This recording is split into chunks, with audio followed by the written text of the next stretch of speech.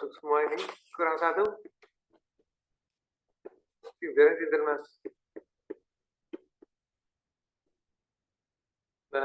Mbak Tari ya.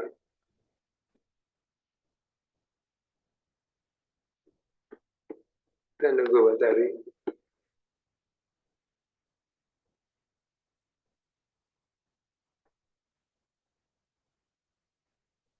Mbak Tari belum masuk ya Mas Ezar ya?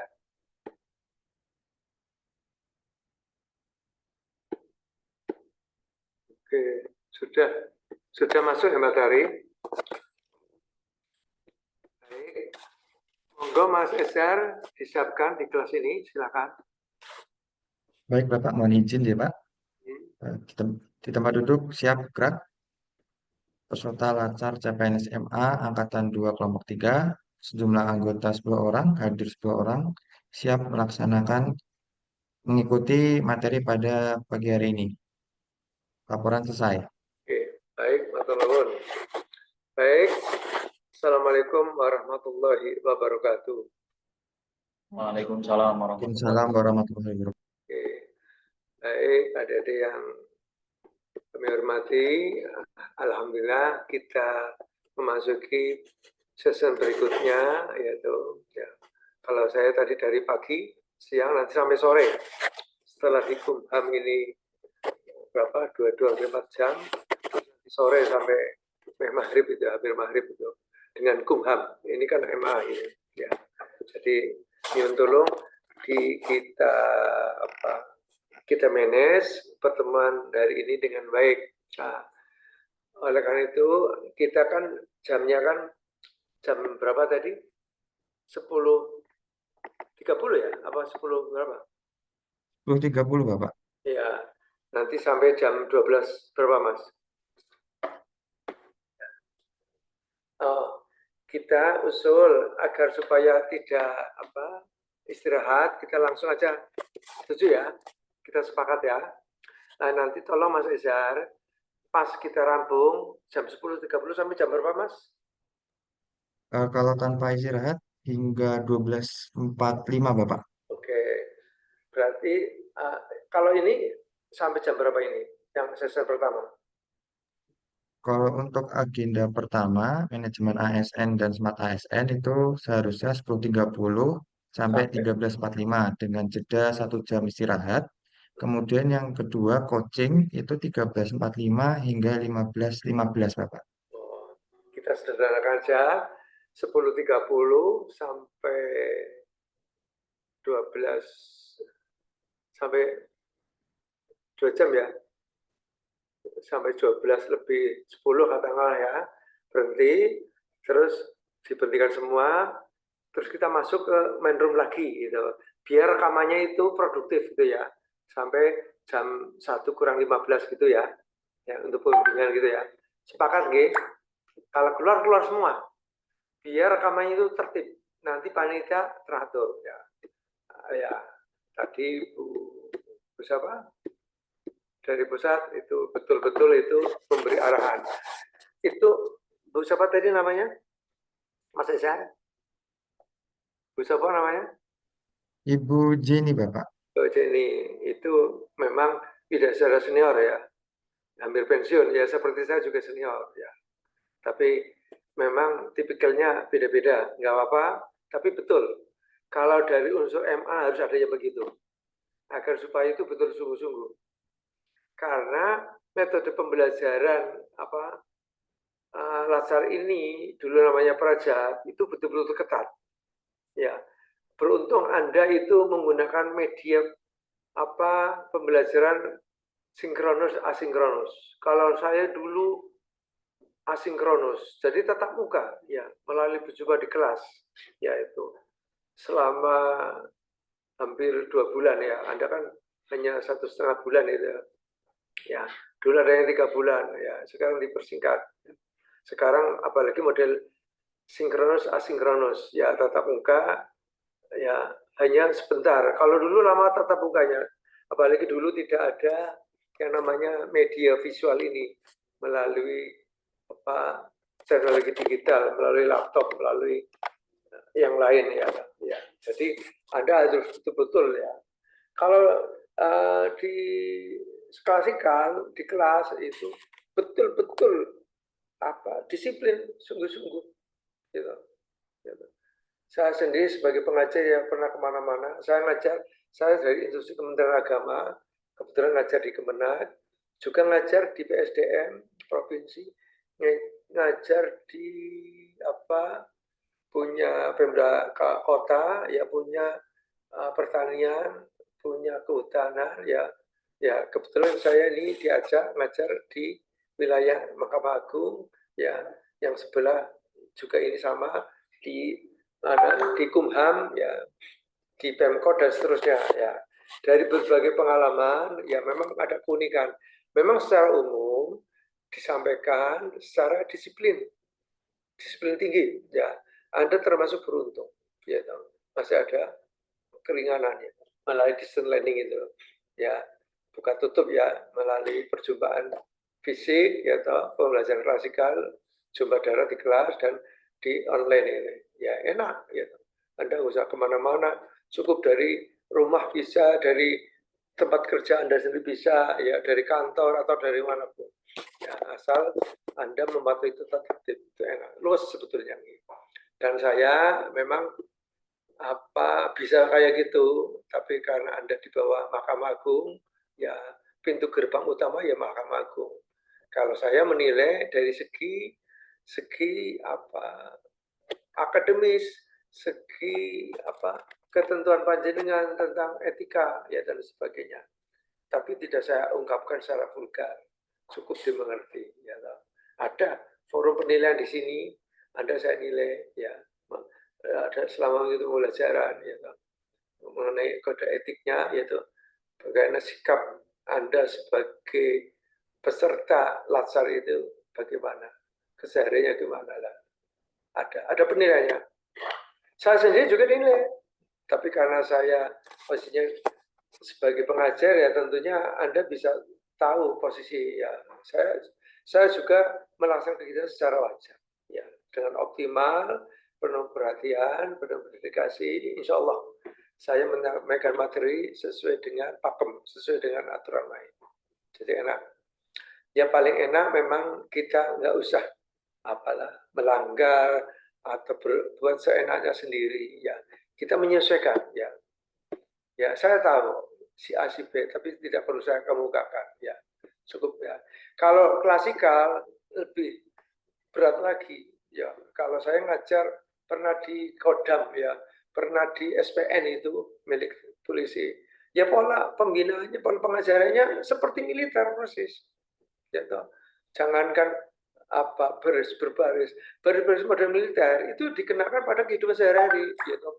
Bangun tidur dan sebagainya, malam harus bangun, dan seterusnya. Terus kalau mau sarapan pagi harus siap dulu di asrama A, ya toh. Terus baris menuju ke ruang makan itu sejauh berapa itu? Ya hampir 500 meter itu. Ya baru sarapan. Makanya harus diperhitungkan waktunya dengan sungguh-sungguh.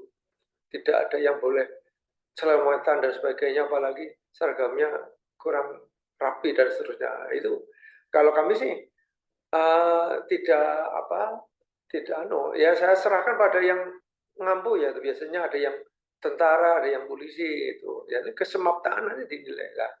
Di sini Anda termasuk orang yang bersyukur, orang yang beruntung, ya makanya Anda harus punya dedikasi yang tinggi, ya harus pandai bersyukur, menerima yang baik, ya. Bukan berarti kita Jawa yang ini nakut-nakuti, enggak. Tapi itulah, ya. Memang harus ada yang begitu, ya. Kebetulan ini Bu Jenny itu punya integritas tinggi, apalagi B utama, ya tentunya pengalaman jabatannya tinggi, ya sama-sama punya pengalaman jabatan, posisinya karena Bu Jenny itu di Mahkamah Agung, ya toh. Kebetulan pernah menjadi pemeriksa, bahasa birokrasi pemeriksa, namanya apa, kalau di polisi propam, ya pernah jadi inspektur, pernah menjadi Mas Ezal, ditutup itu anunya ditutup, suaranya nggak ada. Jadi apa Mas Izar? Sebagai inspektur, Pak, pemeriksa, pengawas mungkin, Pemeriksa, inspektor atau auditor. Ya. auditor J. Jadi semua lembaga di bawah lembaga Mahkamah Agung dia periksa semua komponen dari yang kecil sampai tinggi. Baik itu memeriksa di rutan, di kantor pengadilan, di kanwil maupun di eselon 2, eselon 1 yaitu di biro perencanaan, kepegawaian ya, keuangan ya, di apa lembaga yang lebih tinggi lagi di dirjen ya toh, direktorat ya toh, sampai sekjen ya. Jadi beliau kebetulan orang hebat, orang penting ya. Jadi kebetulan Anda ketemu Bu Jenny itu ya. Kalau saya berterima kasih ada orang yang mengingatkan ya. Jadi Anda jangan lengah. Anda dimari jangan benci, justru senang. Saya masih di Eman. Saya masih disenangi oleh pimpinan Anda itu. Harus berterima kasih. Karena apa? Kalau kita tidak begitu, kita tidak punya rasa malu, tidak punya etika, tidak punya empati, tidak punya simpati. Akhirnya Anda itu liar, begitu saja terus lari. Dengan ada ini, itu merupakan jari-jari pengaman panjenengan. Oh, masih ada yang diingatkan. Ya, sederhananya gini loh, Mas Ezar. Kita masih punya orang tua, ya toh? Sederhananya gini. Minimal kewajiban orang tua mengingatkan anaknya. Minimal kalau yang beragama Islam tetap setiap waktu, 5 waktu itu mengingatkan. Sudah sholat belum? Baik sholat duhur, asar, maghrib, isya, subuh. Utamanya subuh. Rata-rata anak-anak itu malas untuk bangun. Padahal sholat subuh itu utama dan paling utama dan penting. Sehebat kehidupan dunia itu sholat subuh yang pertama. Sebelum sholat subuh, Anda harus sholat tahajud. Artinya Anda itu bangun sebelum subuh. Artinya bangun minimal antara jam 2 sampai jam 3, maksimal setengah 4. Kalau sekarang jam 3, karena subuhnya jam 4 10 menit. Berarti minimal Anda itu bangun jam 3 malam. Kalau merasa dirinya seorang muslim atau muslimah, insya Allah kalau panjenengan mencermati kehidupan, insya Allah hidup Anda mulia, hidup Anda itu baik. Ya, tolong ya. Saya nggak enak ya. Saya juga informasi diri saya itu siapa, bagaimana keluarga saya apa. Saya juga ingin Anda juga lebih tawadhu, menjalani kehidupan dengan baik. Ya, otomatis kalau subuh sudah bangun sholat subuh, panjenengan ini khusus untuk orang muslim, yang lainnya menyesuaikan Allah. Anda itu berangkat kantor itu sudah lebih dari siang. Katakanlah kantor itu jam setengah 8 gitu. Anda setengah 7 sudah sampai di sana. Upayakan 1 jam sebelumnya sudah sampai di kantor. Agar supaya satu, tidak punya alasan macam-macam, yaitu kedua, yaitu waktunya tidak terlewatkan. Ketiga, apabila ada kelupaan dan sebagainya bisa segera diatasi. Kok 1 jam sebelumnya minimal ya maksimal 1 jam, minimal setengah jam. Anda persiapan untuk bekerja itu betul-betul terprogram ya. Kalau sampai sana Anda, kalau mepet itu Anda itu sudah overload. Jangan-jangan Anda itu terpaksa ngebut ke susu akhirnya nabrak atau ditabrak atau masuk jurang, masuk kalen itu bisa. Ya. Tapi kalau Anda punya spelling waktu untuk bekerja, insya Allah apapun. Kalau bekerja, utamakan sebelum waktunya sudah hadir. Jangan tepat waktu. Tepat waktu itu bodoh. Ya, apalagi melebihi waktu itu sangat dusta, sangat nista. Ya. Usahakan sebelum waktunya. Kalau Anda ya kalau masih ASN mungkin 1 jam sebelumnya. Kalau sudah jadi pejabat karena sibuk mungkin setengah jam. Kalau profesional kurang seperempat, ya. Tapi kalau yang langsung pas waktu itu tindakan bodoh itu namanya. Ini diingat-ingat ini. Sampai Anda itu pensiun. Kalau nggak mau, kalau dianggap angin lalu, ya coba Anda rasakan sendiri. Nanti macam-macam, ya.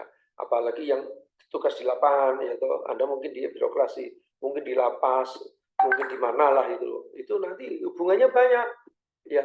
Yang harus bisa Pak Anda sendiri, oke? Saya hanya menggarisbawahi dari Bu Jenny, ya. Jadi saya maklumi lah berbagai hal ya, bukan saya ikut marah, bukan. Saya justru sangat sayang dengan Anda sekalian. Mbak Naomi ya nggak usah berkecil hati, tetap semangat saya tetap dukung ya. Yang lainnya juga nggak apa-apa. Artinya Anda harus tegas ya.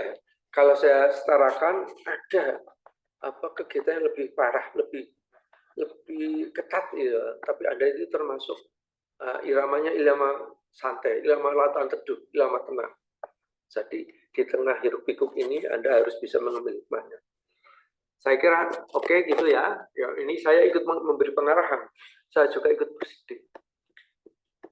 Baik, kita ke materi utama apa?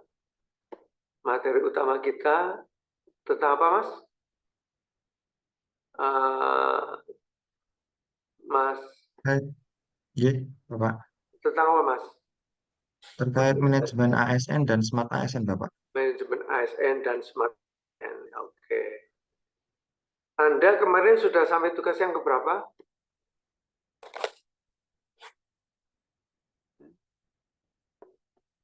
Sampai tugas yang keberapa? Untuk kemarin sampai tugas 8, Bapak. Tentang apa?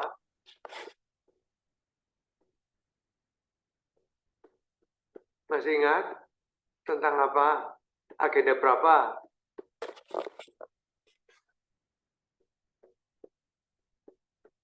Ada yang masih ingat?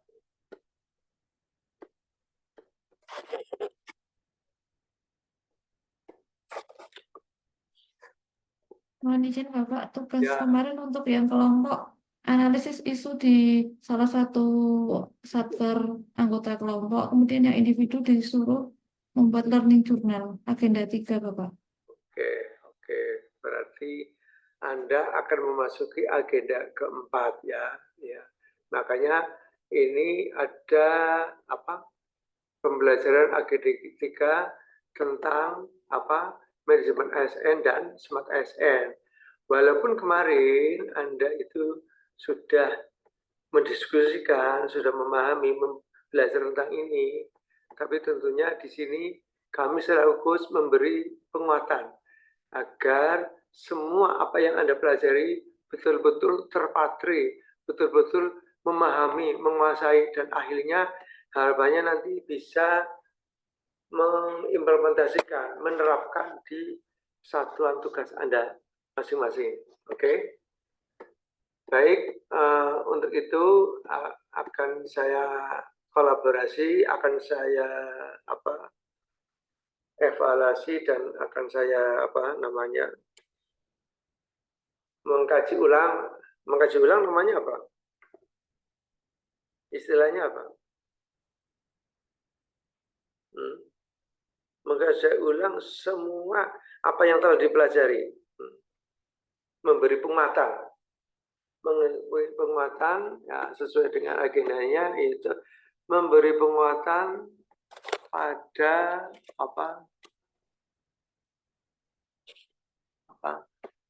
agenda ketiga ini ya. Tentunya di agenda ada kemarin masalah manajemen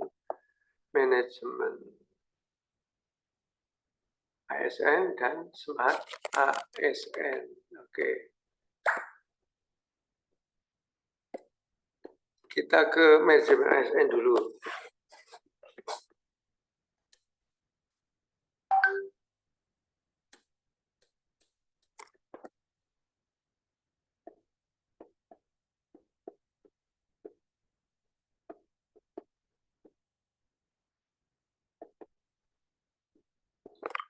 Oke, kemarin Anda sekalian sudah membahas, mengupas tentang manajemen ASN ya toh. Bagaimana kondisi manajemen ASN yang kita terapkan ya di masing-masing lembaga pemerintahan, ya. Atau mungkin lebih spesifik di Satker yang bersangkutan. Ya. Nah, untuk itu tentunya Anda minimal sudah punya gambaran awal. Kondisi real di lapangan kayak apa? Gitu. Kenyataannya kayak apa? Seharusnya bagaimana? Nah ini Anda nanti mengkritisi kondisi lingkungan sendiri. Kita nggak usah bicara tinggi-tinggi. Oke lah, yang tinggi-tinggi urusan para pakar, para politisi, para pengambil kebijakan. Kita sebagai pelaksana, ya, pelaksana kebijakan publik harus tahu persis bidang tugasnya. Ya, Anda sebagai perekat, ya, pelindung, ya, masyarakat, ya, tentunya Anda tahu diri apa potensi Anda yang bisa dikembangkan, yang bisa ditularkan, yang bisa diimplementasikan pada kehidupan sehari di masyarakat, terutama di dalam pelayanan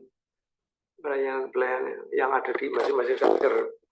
Nah, jadi di pelayanan sektor publik itu sendiri, panjenengan harus bisa mengukur bagaimana pelayanan yang kita jalankan, apakah sudah baik, sudah benar, sudah bermutu, sudah berkualitas, atau masih belum. Nah, tentunya yang akan kita terapkan masih masih di tengah-tengah, masih samar-samar, masih ambigu, gitu. Masih ada sesuatu yang tidak setuju, tidak benar, tidak boleh, protes dan sebagainya. Ya, mungkin di satu sisi kita ingin sesuatu lain, di sisi yang lain ada orang tertentu yang menjalankan semua gue ya ini. Anda selaku ASN terdepan ya toh, tentunya sebagai orang baru harus bisa memilah-memilih dan menentukan sikap ya.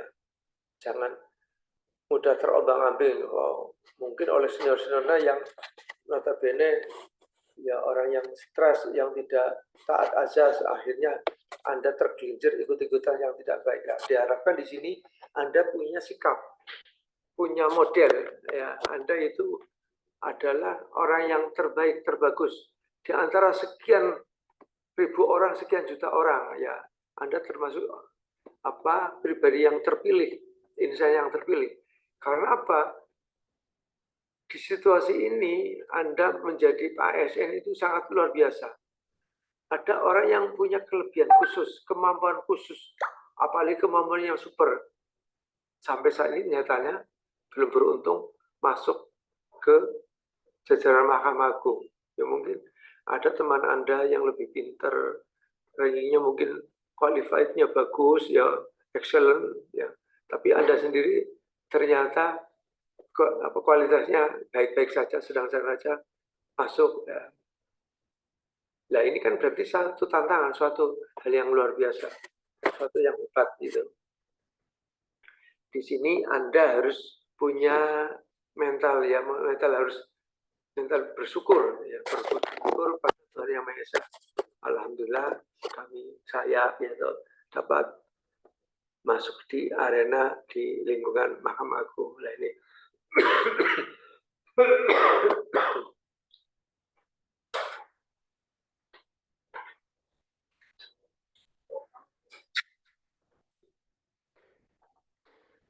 kemudian saya lanjutkan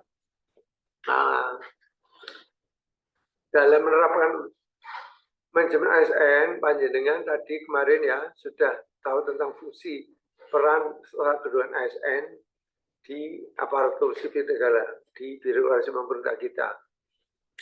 Apa peran kita? Apa fungsi kita? Ya, apa tugas kita? Itu bisa dilihat di job description, ya, tugas pokok, tugas inti, tugas yang diberikan oleh pimpinan, oleh atasan langsung. Ya.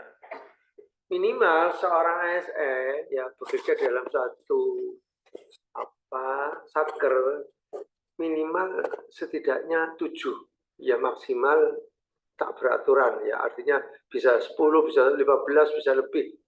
Ya, katakanlah idenya 10 ya. Berarti poin yang 10 itu sifatnya universal umum, yaitu tugas lain yang diberikan oleh pimpinan. Ya. Yang lainnya mungkin protapnya Anda apa kerjanya di misalnya kasus atau di front office ya di KTSP atau di mana ya di PTSP tadi. Nah, di sini atau tugas lapangan di sipir gitu atau di birokrasi yaitu kalau di perkantoran ya mungkin menangani apa peralatan humas atau komputer atau mengagendakan peristiwa apa baik pidana perdata atau di arsiparis dan seterusnya itu macam-macam penugasannya. Kemudian fungsi tugas dan seterusnya kemarin Anda juga sudah mendapatkan tentang itu yaitu dan hak kewajibannya kayak apa yaitu. Kemudian bedanya apa antara PNS dengan ASN kemarin Anda juga sudah mengetahui yaitu yang membedakan hanya satu apa kemarin Mas Mbak bedanya ASN dengan P3K hanya satu Mbak Nurul apa Mbak Nurul kalau dalam kemarin menjawab mengenai jaminan pensiun dan hari tua Bapak. Oh, betul. Yang membedakan hanya satu. Ya. Sebetulnya ada lagi. Apa? Tidak bisa menduduki jabatan struktural. Ya. Ya, kalau panjang bisa nantinya. Ya. Ya. Terus juga mendapatkan jaminan-jaminan yang lain. Mungkin masalah kesehatan. Gitu. Masalah apalagi ada kesehatan, ada apa? Kesempatan menduduki jabatan yang tertinggi, mendapatkan pekerjaan yang bagus, yang tertinggi dan seterusnya. Gitu. Jaminan-jaminan itu didapatkan oleh ASN. Ya. Ya, otomatis Anda juga harus bersyukur. Ya. Kemudian Anda sendiri selalu ASN dapat perhatian dari pemerintah, yang utamanya di birokrasi pemerintah kita, di menteri apa kementerian apa yang membina instansi kita namanya kementerian apa? Ada yang tahu? Pembina instansi kementerian, lembaga, departemen namanya apa? Ayo, ada yang tahu nggak? Mbak Nurul Harista, tahu nggak? Tahu nggak? Nggak tahu. Namanya apa? Kalau nggak tahu, katakan nggak tahu. Kurang tahu, Pak. Oh, namanya Kementerian, ayo, Kementerian Menpan RB. Menteri, ya. Menpan RB singkatannya apa? Pendagangan aparatur negara dan reformasi birokrasi. Semua kementerian lembaga harus tunduk ke situ karena itu sebagai koordinator untuk menangani SDM. Gitu. Bagaimana SDM di MA, apakah masih perlu dikembangkan, ditingkatkan, apa perlu ada penghargaan, apa perlu pengurangan personal atau pengurangan struktural, pengurangan apa unit kerjanya, ya, itu yang membina, ya, yang ngontrol itu Menpan RB. Jadi di samping MA punya polisinya MA apa itu? Irjen. Ya, siapa? Ya, seperti tadi Bu Jul. Bu siapa? Bu siapa namanya tadi? Ibu Jenny, Pak. Jadi itu ya orang percayaan Mahkamah Agung ya dari Irjen ya dia juga bisa memeriksa siapapun. Bukan hanya Anda, kepala kantor pun bisa, kepala pengadilan maupun pengadilan tinggi maupun eselon di atasnya. Ya, ini. Jadi mereka seorang birokrat yang diberi kewenangan. Kalau di kepolisian apa propam ya. Kalau di tentara apa namanya? PM ya, polisi militer gitu. Ya. Kalau di kampung apa Mas Izar? Hansip ya. Hansip Bandra gitu ya. Ya. Jadi semua punya apa pengawasan pengawasan internal. Oke. Diharapkan nanti Anda juga ya tahu diri dan waspada lah. Ya. Di sini ASN tidak hanya diperhatikan tentang kesejahteraannya, tentang kehidupannya, ya, tentang kelembagaannya, tentang fasilitas, ya, yang lebih utama lagi tentang SDM yang dimiliki oleh institusi itu, yaitu Anda diperhatikan tentang jenjang karirnya, jenjang jabatannya, ya, tentunya sesuai dengan kompetensi yang dimiliki, ya. Kalau Anda seorang ASN, mungkin kedudukannya sudah naik menjadi kepala seksi atau kepala bagian atau kepala pengadilan negeri atau pengadilan agama negeri atau pengadilan tinggi dan seterusnya. Tentunya itu harus diperhatikan. Nah, untuk mencapai ke situ secara berjenjang dari bawah, ya kita usulkan, kita promosikan, gitu, menjadi kasih, ya katakanlah, menjadi kabid atau kabar, ya, menjadi lebih tinggi lagi, menjadi kakanwil gitu ya, kakanwil dan seterusnya. Nah itu penting untuk mengembangkan kompetensi yang bersangkutan. Ini tugas siapa? Itu harus kelembagaan, ya, dijamin oleh aturan perundangan yang berlaku, yaitu PP 11 tahun 2000 tentang manajemen ASN dan Undang-Undang Nomor 5 tahun 2014 tentang ASN itu sendiri. Kemudian sebagai acuan utama yaitu yang ada dari LAN, yaitu tentang pengembangan kompetensi PNS, ya, di pasal 5, ya. Jadi seorang pegawai atau pejabat untuk mengembangkan kompetensinya, ya, secara kepegawaian kita di bawah lembaga administrasi negara, ya. Tapi secara jabatan kita di bawah Menpan, gitu. Ada aturannya memang. Jadi dalam meningkatkan mutu dari seorang ASN sendiri ternyata tidak sendirian. Dari lintas departemen juga kita dukung, kita song-song. Oke.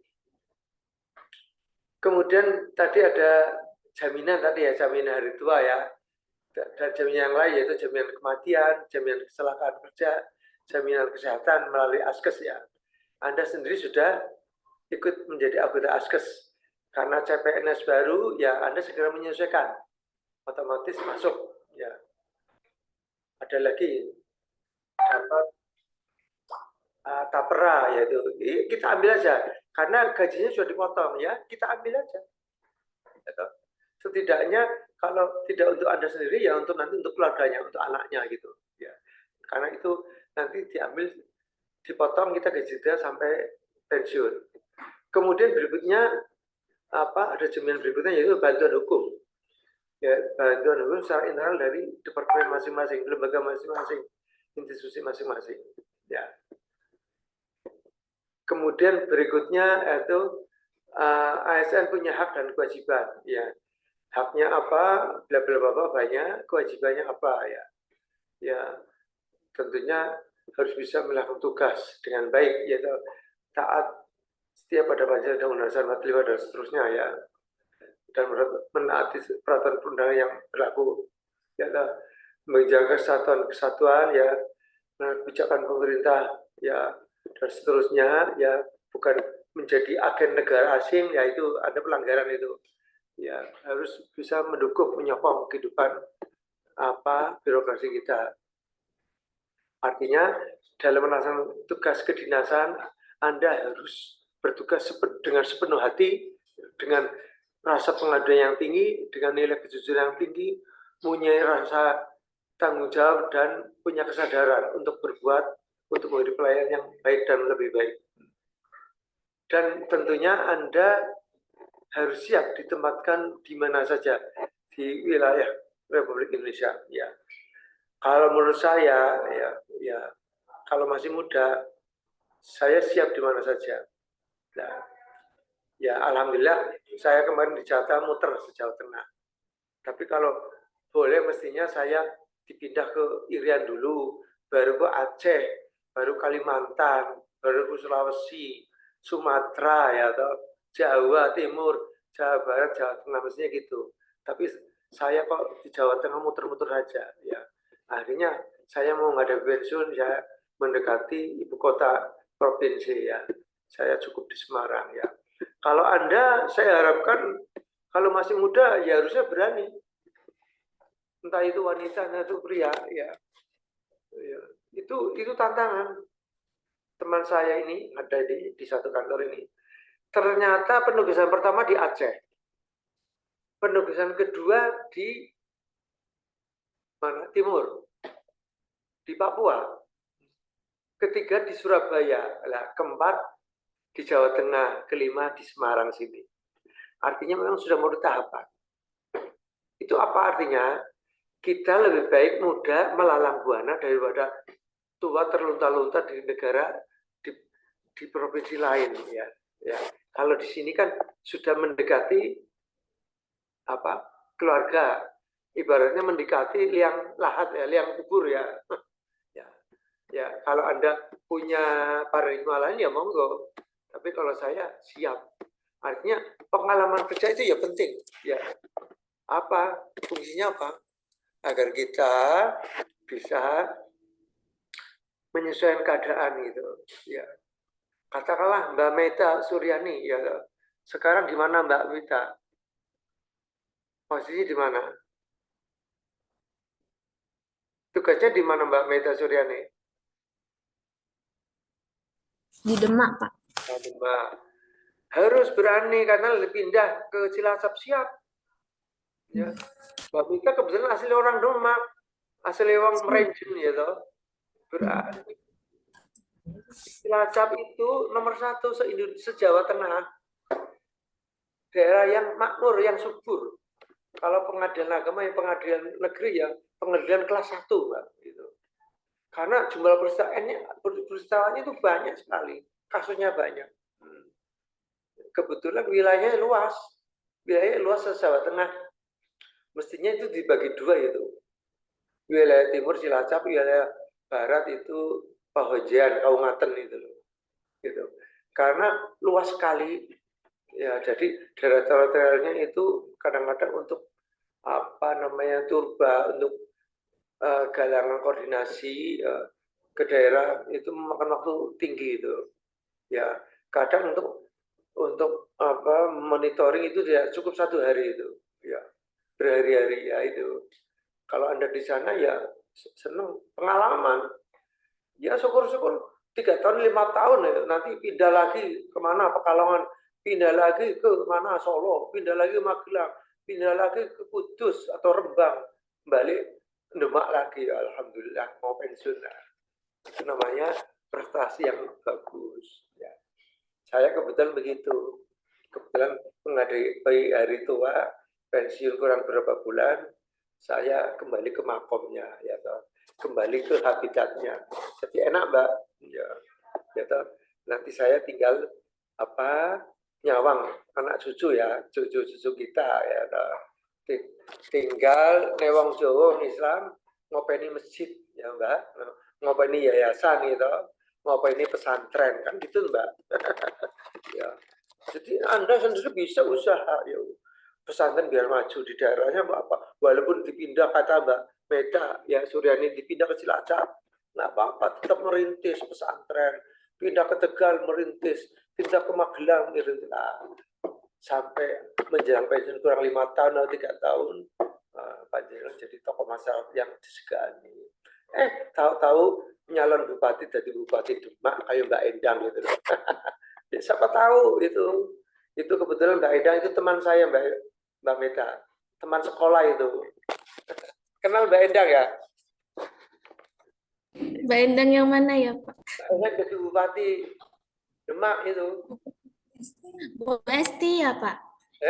Sebelumnya itu Bu Esti. Endang itu. Oh, saya Nggak tahu. Sekarang yang baru gitu. Terus Pak Tahirin Said, bupati Demak toh? Tahu nggak? nggak tahu, Pak. Saya kan pendatang di Demak. Enggak, minimal orang Demak paham, walaupun orang mana? Orang mana? Solo. Asli Solo ya? Solo, Pak. Ya nggak apa-apa, tahu. Gitu. Pak Tahiri itu teman sekantor dengan saya, jajannya sebelahan itu, ya mejanya berjejer itu, jadi Bupati Demak.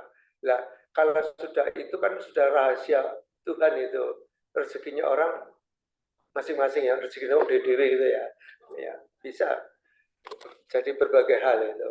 Jadi Anda fokus di sini, setelah itu bisa melalang buana, bisa menjadi politisi, bisa menjadi birokrat, ya, menjadi bupati, gubernur, bisa menjadi legislatif, ya, DPR dari tingkat 2, 1 maupun pusat, gitu. Tergantung Anda, gitu. Bisa jadi wali kota, gubernur, bahkan menteri sekalipun. Jadi orang-orang yang duduk di atas itu sebetulnya merangkak dari bawah, merangkak dari hal yang kecil, yang sederhana. Baik, kita teruskan ke materi. Gimana kan? Kita sampai jam berapa, Mbak? Mbak Meta? Mbak Meta Suryani, pembelajaran pertama sampai jam 12 ya? Iya, Pak. 12.10. Oke. Terus kita berhenti sejenak 5 menit, terus nyambung lagi ya, biar yang rekam beda gitu ya. Oke, baik kita teruskan. Tadi masalah hak kewajiban ASN ya, harus bagaimana. Kemudian kode etik yang dijalankan oleh ASN harus bagaimana. Ya, sebagai pelaksana kebijakan publik tentunya kita tahu posisi kita, yaitu menjaga martabat dan kehormatan ASN, yaitu tentunya kita memahami tentang kode etik, kode perilaku ASN yaitu bertugas secara jujur, bertanggung jawab dan berintegritas tinggi dan melaksanakan tugasnya dengan penuh hormat, penuh hikmat, cermat ya, hemat, disiplin ya, dan penuh arti ya. Artinya kalau kita hormat, menghormati sikap hormat, sopan ya, santun ya, dan tidak membuat celah. Artinya kita sendiri berbuat harusnya ya secara wajar ya, atau secara sungguh-sungguh, tidak ada tekanan dari pihak manapun dan tidak ada sponsor dari siapapun ya. Kemudian dalam melakukan tugas itu sendiri ya tentunya apa yang diberikan oleh atasan langsung ya harus kita patuhi, harus kita laksanakan sepanjang tidak bertentangan dengan peraturan perundangan yang ada ya. Apabila tidak sesuai tentunya kita bisa mensikapi dengan arif dan bijaksana. Kemudian dapat mengemas informasi ya. Apabila ini sifatnya publik, ya tentunya kita bisa memposisikan. Apabila sesuatu yang kurang pas, kita juga bisa menyaring, ya, bisa menyaring informasi, ya, utamanya di satuan tugas Anda bekerja, ya, sesuai bidang tugasnya, sesuai status Anda, sesuai kapabilitas Anda, kemampuan atau kewenangan yang diberikan kepada Anda, ya, di bidang tugas itu sendiri. Kemudian yang berikutnya yaitu dapat memberi kepuasan pada customer service kepada pelanggan. Tidak memberikan pelayanan yang asal-asalan atau menyesatkan atau memberikan informasi yang tidak pas atau memberikan informasi yang menjerumuskan atau informasi yang tidak benar. Ya. Nah ini kalau ada pegawai kayak gitu jelas pegawai yang tidak bermartabat, tidak bermoral. Ya. Karena pegawai yang kita harapkan ya tidak hanya pinter, yaitu bisa melaksanakan juga bermoral etik yang bagus, yang prima. Ya, jadi di sini butuh sikap moral yang santun, yang bagus, yang berkemajuan, yang berisi, yang berilmu, dan juga mampu dapat mengatasi konflik internal, ya, konflik kepentingan dan konflik pribadi. Ya ini sangat berat manakala Anda sendiri tidak bisa mengatasi dengan sebaik-baiknya. Kemudian mampu melaksanakan tugasnya sesuai dengan ketentuan peraturan yang ada dan tetap memegang teguh nilai dasar ASN dan selalu menjaga reputasi dan integritas ASN itu sendiri. Dan juga dapat mengatasi berbagai masalah, tantangan, atau konflik atau sumber konflik. Artinya Anda bisa langsung mengatasi dengan bijaksana. Kemudian berikutnya, dalam pelaksanaan kegiatan itu, tentunya seorang ASN ditentukan oleh berbagai hal, ya, tidak asal bekerja, tidak asal naik jabatan, tidak asal naik pangkat atau naik kedudukan, tapi ada yang mengatur, ya, mengatur sesuai dengan tujuan organisasi, sesuai dengan organisasi yang dikembangkan atau dibina atau didukung oleh organisasi yang lain. Di sini pemerintah betul-betul memperhatikan SDM yang dimiliki oleh institusi yang bersangkutan. Dalam ini oleh Mahkamah Agung. Maaf, minum sebentar.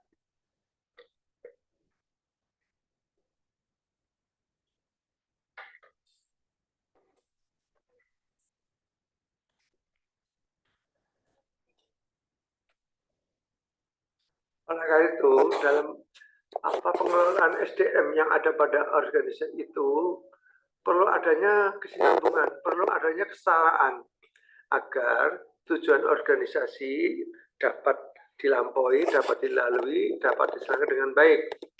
Sehingga kinerja kita betul-betul terukur, ya bisa dilihat, bisa dirasakan, dan bisa dimiliki oleh kita yang tentunya yang akan pengguna. Ya, tentunya di dalamnya para ASN diharapkan punya etos kerja yang tinggi, ya, mampu mengadaptasi, ya, dan menaikkan derajat budaya kinerja itu sendiri, budaya lokal wisdom, ya. Dan ASN itu sendiri tahu tentang etika, tentang disiplin, ya, dalam membina tata kerja di lingkungan kerja masing-masing. Sehingga diharapkan, ya, ASN mempunyai kontribusi yang baik, yang bagus, yang ideal, tentunya dilihat dari segi kualitas dan kuantitas. Untuk itu, dalam mengembangkan sistem merit system, ya, tentunya semua ASN harus punya kompetensi, harus punya model kinerja yang diharapkan. Anda kemarin sudah membuat EKIN, ya, kemudian dilaporkan melalui tugas harian, tugas dilaporkan secara triwulan, dan kita lihat di evaluasi kinerja kita, ya. Nah, untuk itu dalam merit system itu hal yang sangat dibutuhkan. Apa manfaatnya? Tentunya kita bisa mengetahui tentang prinsip-prinsip yang ada di ASN itu sendiri, di birokrasi pemerintah. Untuk kepentingan siapa? Untuk kepentingan organisasi pemerintah. Yaitu Anda mampu bisa mengaktualkan kompetensi akuntabilitas, ya, secara umum kompetensi berakhlak, ya. Jadi bisa menerapkan agar supaya visi dan misi masing-masing kementerian, lembaga, departemen bisa terpenuhi dengan baik, ya. Manfaat sistem merit yang dikembangkan oleh pemerintah yaitu adanya rasa keadilan atau keterbukaan dalam perjalanan karir seorang pegawai, ya. Ini sengaja dicanangkan oleh pemerintah agar kinerja ASN itu betul-betul tinggi, betul-betul bergairah, betul-betul optimal dalam melaksanakan keseharian di lapangan.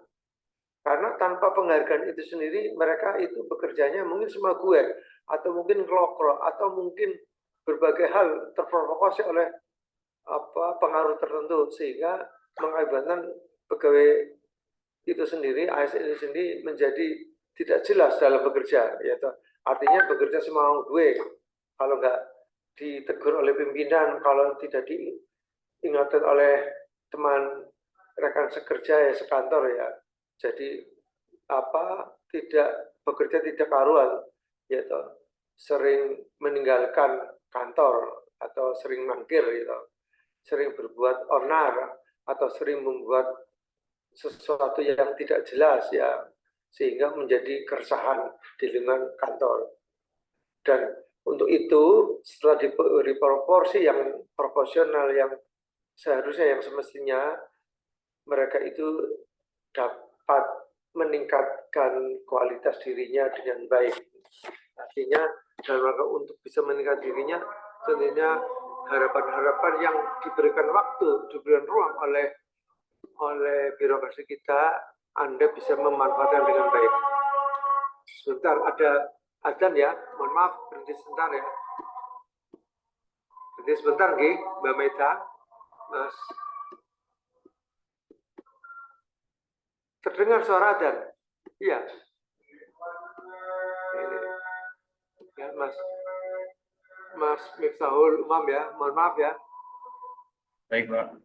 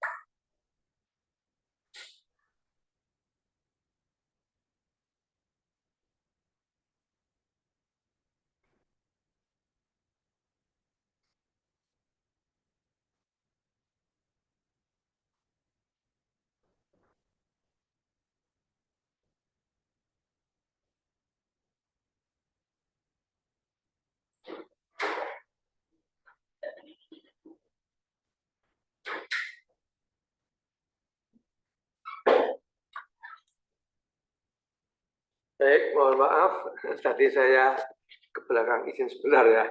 Nggak apa-apa ya. Oke, kita teruskan. Oke.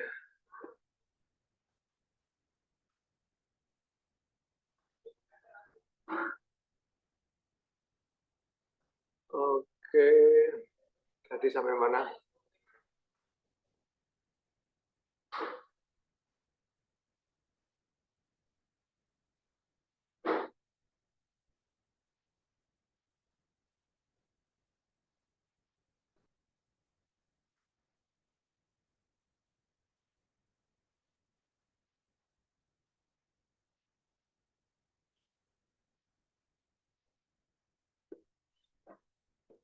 Kalau izin Bapak tadi sampai manfaat sistem merit Bapak Oh, terkait dengan menjamin keadilan dan ruang keterbukaan. ngeliatin nggih. Oke. Itu di manajemen ASN ya. Baik, kita beralih ke satunya lagi apa? Smart ASN aja ya. Smart ASN. Saya kira cukup itu. Kita ke Smart ASN.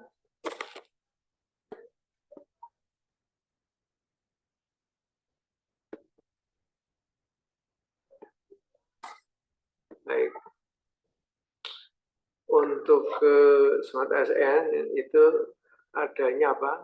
Kemauan untuk mengadopsi, ya, memahami, menjalankan tentang literasi digital ya, Smart ASN ya. Jadi nanti diharapkan para ASN kita mampu mengembangkan, menguasai, ya, menjalankan ya apa di era revolusi industri 4.0 itu Anda tidak gaptek, tidak setengah-setengah, apalagi menjauhi itu. Di sini diharapkan Anda mampu mengoperasikan alat mekanik, melakukan juga mampu bersiap digital dalam penuh tanggung jawab. Ya, di era revolusi digital Anda bisa menguasai segala bentuk model ya. Anda beruntung di zaman digital ya, di zaman milenial ini ya. Kalau dulu saya hitungannya hidup di zaman kolonial ya. Anda di zaman milenial.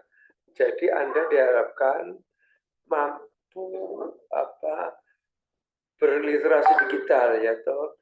Anda bisa apa bisa mencerna, memahami regulasi tentang digitalisasi birokrasi pemerintah, mampu apa membaca juga mengolah dan mengamalkan tentang kebijakan pemerintah dalam era digital ini yaitu.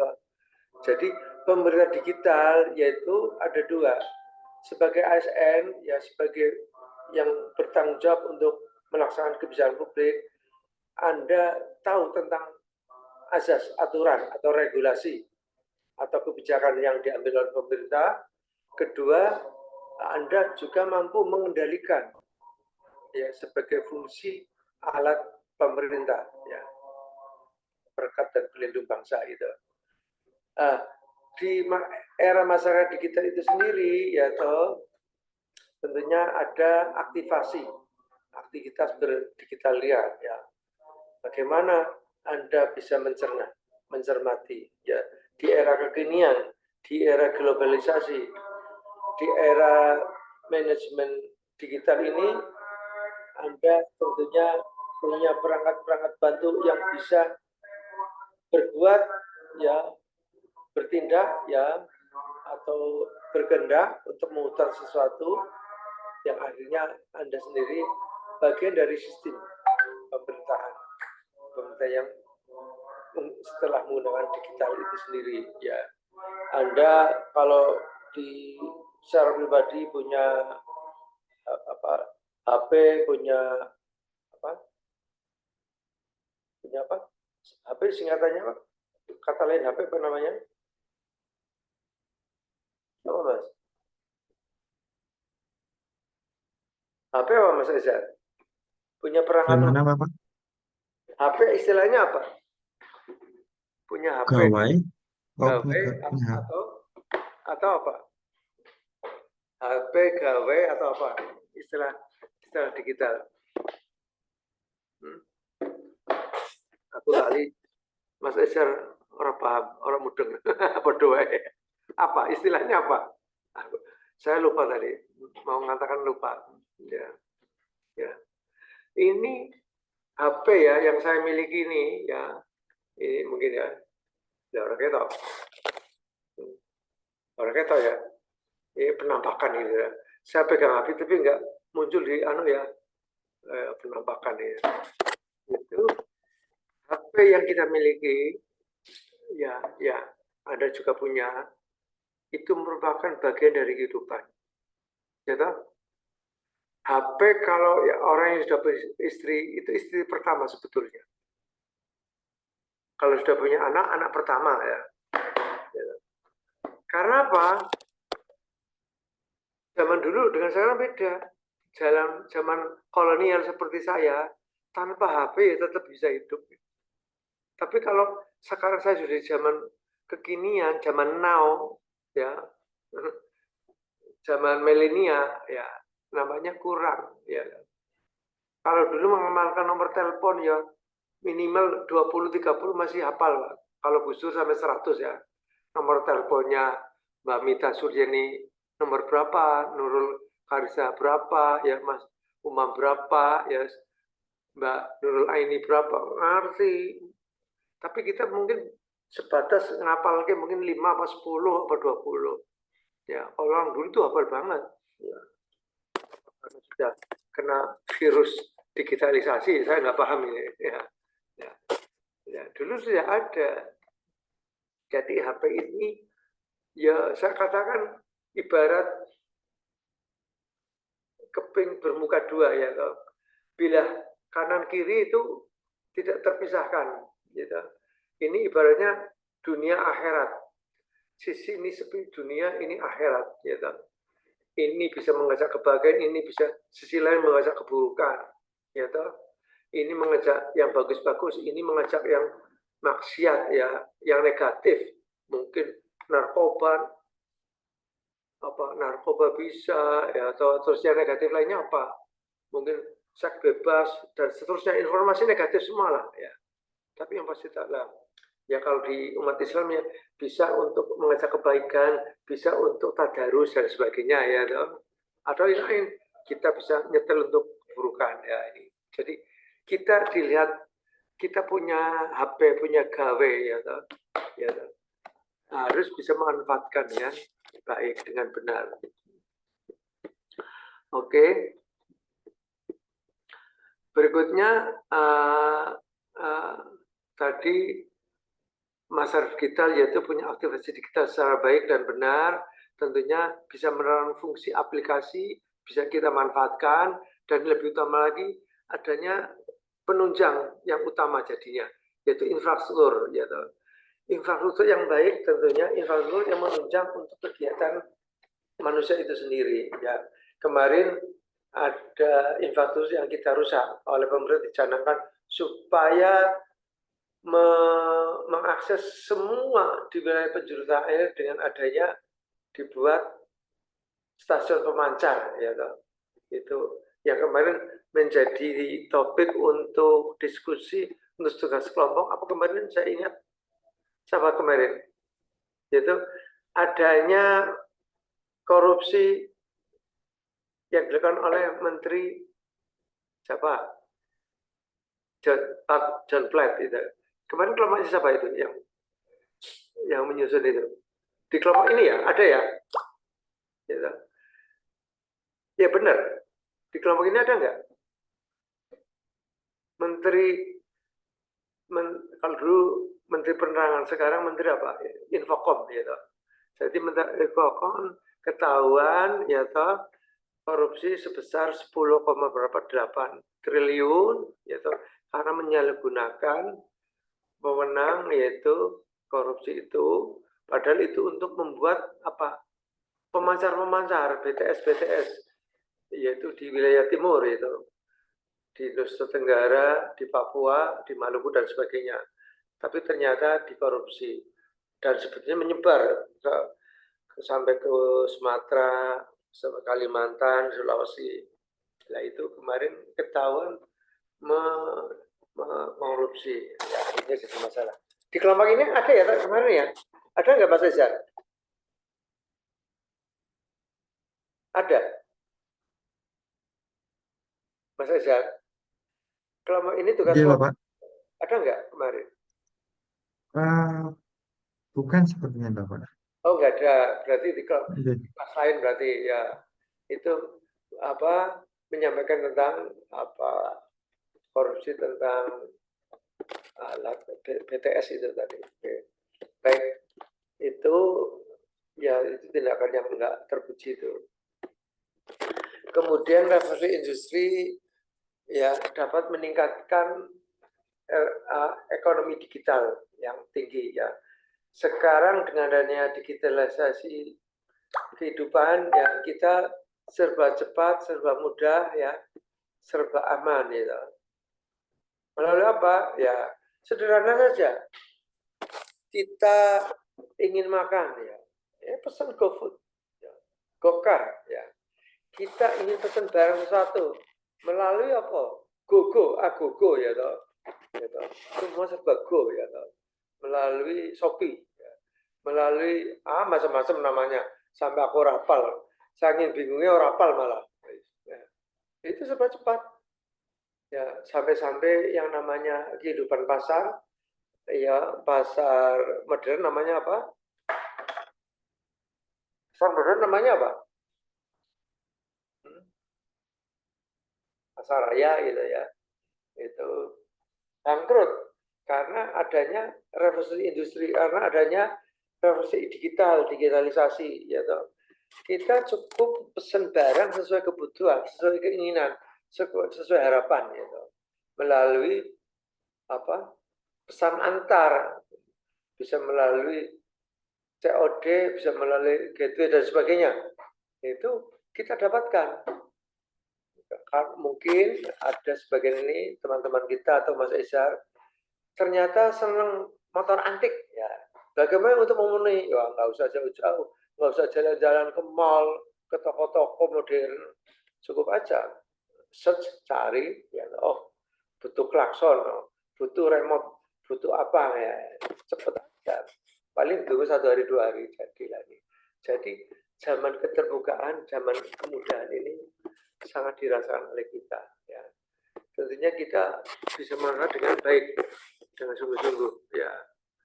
Itu karena ada teknologi penunjang ya. Tentunya di sini manusianya, SDM-nya harus kita upgrade juga ya, harus kita tingkatkan agar dalam menghadapi revolusi digital, SDM kita mampu ya bisa berbuat untuk itu, mampu untuk mengatasi, mampu mengendalikan ya. Oke, kemudian tentunya ada inovasi baru dalam revolusi digital itu, dalam ekonomi digital itu, yaitu mampu mengembangkan penelitian, riset atau inovasi yang ada di republik ini. Kemudian berikutnya yaitu tentang dalam penyelenggaraannya, dalam pelaksanaannya kita mampu mengimplementasikan literasi digital kepada kepentingan publik. Anda sebagai ASN tentunya bisa menerapkan kebutuhan apa yang kita tingkatkan, kebutuhan apa yang kita jalankan itu. Tentunya harus mempunyai kemampuan, ya, skill gitu. Nah, di sini seorang ASN harus memiliki digital skill, digital culture, digital etik, dan digital safety. Gitu. Keempat komponen ini harus dimiliki oleh ASN agar supaya dalam menjalankan birokrasi pemerintah di lingkup kerja Anda mampu mengatasi dengan baik, dengan cepat, dengan tepat. Gitu. Di sini digital skill yaitu kemampuan untuk mengetahui, memahami, dan menggunakan perangkat keras atau beranti lunak, TIK, serta sistem operasi digital. Tidak hanya memiliki, tapi mampu menjalankan, ya, dalam rangka untuk menjalankan kehidupan sehari-hari, utamanya dalam rangka pelayanan publik di birokrasi pemerintah. Kemudian berikutnya yaitu digital culture, yaitu mempunyai kemampuan untuk membaca, ya, kalau orang Islam ikra, membaca situasi, membaca harapan, membaca kondisi yang ada, ya, menguraikan apa yang ada, ya, atau membiarkan sesuatu agar mereka punya keahlian, atau memeriksa atau melihat sesuatu, ya, bagaimana itu baik atau benar atau buruk atau gimana itu, dan mampu membangun wawasan kebangsaan, nilai Pancasila, Bhinneka Tunggal Ika, ya, sebagaimana kemarin saya katakan, mampu mengejawantahkan, mengimplementasikan PBNU, ya, Pancasila, Bhinneka Tunggal Ika, NKRI, dan Undang-Undang Dasar 45, ya, ya. Jadi digital culture yang kita kembangkan sesuai dengan PBNU. Kemudian digital etik, yaitu kemampuan untuk menyadari atau menjadi ibroh, menjadi contoh, atau menyesuaikan diri, ya, atau merasionalkan atau mempertimbangkan dan mengembangkan tata kelola etika digital, yaitu dalam kehidupan sehari-hari. Artinya kita mungkin menerima pesanan melalui media sosial, baik melalui WA, melalui Instagram, melalui Facebook, melalui TikTok, melalui Twitter, dan seterusnya. Itu kita bisa diharapkan bisa memilah, memilih, dan menetapkan.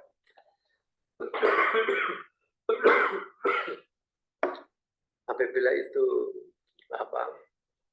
menyangkut hal yang baik, yang benar, tentunya kita bisa mendukung. Dan sebaliknya, apabila itu berita yang tidak pas, hoax, atau ujaran kebencian, tentunya kita bisa memilih, ya, memilah, ya, menentukan, wah ini enggak benar. Jangan malah menge-share, menindaklanjuti, melaporkan, atau mewartakan, memberitakan. Jadi sebagai ASN harus bijak dalam berbuat. Kemudian digital safety, yaitu kemampuan untuk mengenali, ya, mempolakan, menerapkan, dan menganalisa, membimbing, dan meningkatkan kesadaran perlindungan data pribadi dan keamanan digital. Ya, artinya kita bisa merawat, melindungi. Wah, ini bukan ranahnya saya. Wah, ini ranahnya pimpinan. Wah, ini ranahnya skrip. Ya, ya. Harus kita amankan, bukan mengumbar, bukan menge-share yang tidak-tidak, ya. Ini nanti ASN yang berbuat tidak semestinya tentunya kena semprit pelanggaran, ya. Oke.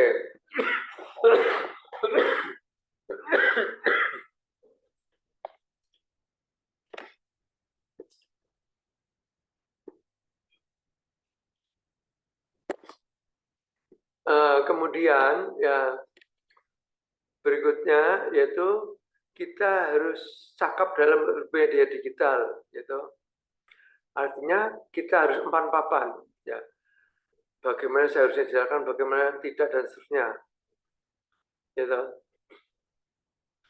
yaitu kita bisa menentukan posisi, ya, dapat mengembangkan sesuatu yang sudah seharusnya kita kembangkan, harus kita jalankan. Kalau memang harus kita amankan, harus kita lindungi, harus kita sikapi dengan bijak, ya, tentunya begitu. Bukan malah kita mengubar sesuatu yang tidak jelas arahnya. Ya, di sini Anda diharapkan dapat berpikir digital secara kognitif, afektif, konatif, atau behavior, ya. Semuanya itu dalam rangka untuk mengamankan bermedia digital. Tentunya budaya digital yang ada di masing-masing satker beda-beda, tergantung situasi, kondisi yang ada, tergantung sifat dari pelayanan publik ya, di masyarakat. Oke, dari kami mungkin beberapa gambaran tentang itu. Mungkin ada yang perlu bertanya atau tanya jawab. Jadi di era digital ini sebetulnya Anda itu diberi kemudahan, gitu. So, Anda bekerja aja gampang kok. Ini nggak mudeng, ya. Bagaimana membuat metrik, bagaimana membuat neraca, ya. Bagaimana membuat sistem laporan yang bagus. Apalagi dengan adanya ChatGPT, dengan adanya AI ya, artificial intelligence ya. Semua super mudah. Baik menyangkut pemberitaan, menyangkut pola pembinaan, menyangkut segi keamanan dan seterusnya ya. Dan Anda menggunakan Fajar itu bisa berbagai model, berbagai cara. Dari cara penggunaan mesin pencari informasi atau cara menggunakan mesin pencari informasi bagaimana ya, kemudian menggunakan sendiri kayak apa dan seterusnya. Anda insya Allah Anda sudah pernah berbuat dan cepat gitu. Apalagi seperti sekarang peningkatan ilmu sekolah sekarang itu mudah daripada dulu. Sekarang gurunya ya instrukturnya video soalnya belum rampung, Anda sendiri sudah mencari padanan masalah itu atau sudah mencari kasus manakala akan dilontarkan oleh seorang guru, dosen atau dasar Anda dengan cepat ya ini di kampus gitu. Saya mengajar ternyata para mahasiswa itu cerdas-cerdas. Nah, oleh karena itu saya juga ya punya pengalaman bagaimana supaya Pak mahasiswa itu betul-betul belajar. Karena apa? Saya yakin para mahasiswa itu belajar instan. Ya. Agar supaya belajar itu sungguh-sungguh, saya kalau memberi tugas PR, suruh tertulis. Tidak mau diketik. Ya. Diketik kan copy paste selesai. Kalau diketik berarti mereka belajar. Minimal ada literasinya, ada buku, petunjuk, ada modulnya. Kedua, ada langkah-langkah yang diterapkan. Ketiga, ada solusinya. Nah, dari situ saya bisa membaca hasil kerjaan melalui membaca tulisan Anda itu, tulisan Anda di situ. Jadi runtut enggak, ya, polanya kayak apa dan seterusnya. Ya. Jadi saya belajar ilmu kriminologi hukum itu. Manakala para mahasiswa itu ternyata tidak bekerjanya ya belajarnya tidak measurable, tidak terukur. Semua gue serba instan. Nah, saya malah berbalik menggunakan pola lama ya, pola klasik ya, pola jadul ya. Nggak apa-apa, tapi ternyata bisa terserap ya, terpola dengan baik. Oke, saya sampai jam berapa ini? Jam 12 ya, Mas Eza? 12.45 Bapak. Kalau sesuai durasi 12.45. 12.45? Oh gitu? 12.45 terus maju lagi? Enggak, kan ada istirahat terus mulai lagi jam berapa? Ya kalau sesuai dengan ini berarti sampai jam 12 Bapak. Kemudian istirahat durasinya 1 jam. Kemudian dilanjut lagi jam 1 hingga 12.45. Oh, itu menurut Anda. Nggih, kalau di 13.45 kalau Oh, di Kolajar. berarti Nggih. ini selesai jam 12, kita istirahat Nggih, 3 menit. 1 jam. Ya, enggak, Nggih. kita Oh, terus kita mulai lagi sampai jam 1 itu ya, 13 itu ya. 13. nggih. Baik. Nah, ya. Setelah itu jam 1 saya ngajar di Kumham itu ya. Biar semua terpenuhi ya. Jadi istirahat kita padatkan. Setuju ya? Ngerti nggih? Oke. Oke, untuk itu kita istirahat dulu ya. Setelah itu di close down semua, nanti masuk lagi di channel yang sama, di link yang sama. Gitu nggih? sampai jam 1 kurang seperempat. Mboten nggih? Karena nanti jam 1 saya di institusi lain di Kumham. Mboten nggih? Baik, kita akhiri dulu di sini. Ada yang bertanya enggak? Cukup? Oke, cukup. Nggih, matur nuwun. Kita akhiri ya sekitar 5 menit. Nanti kita masuk lagi. Nggih, matur nuwun. Wassalamualaikum warahmatullahi wabarakatuh. Waalaikumsalam Waalaikumsalam warahmatullahi Terima kasih wabarakatuh. Bapak. Terima kasih, Pak. Bikin live ya.